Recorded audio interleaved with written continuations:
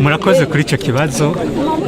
Uburundi ni umutima wanyibarutse, numva neza kuba ndi muri uwo mutima, ndawusanzemwo umuryango, inshuti n'abagenzi. Umunezero ni mwinshi ku buryo ntawusigura ngo ndabishobora.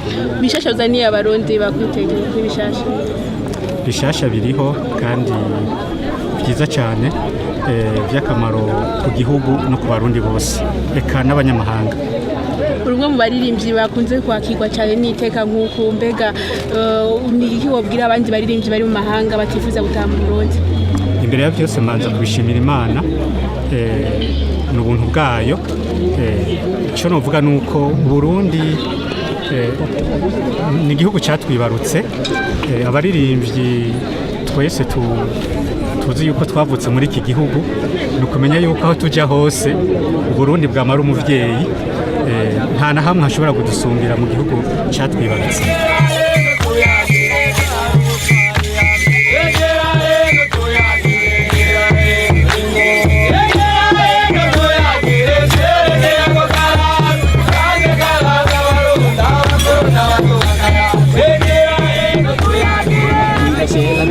Quel est votre sentiment par rapport à cette accueil?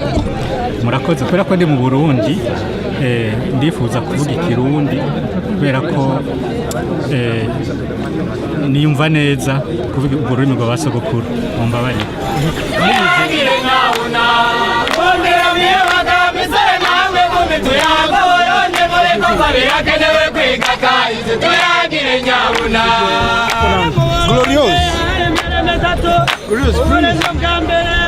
Muvuze yuko ibikorwa ari byinshi bibazanye, umuntu arashobora kwibaza ati ibyo bikorwa byo bari biki, mu ducira ku mayange bike muri byo?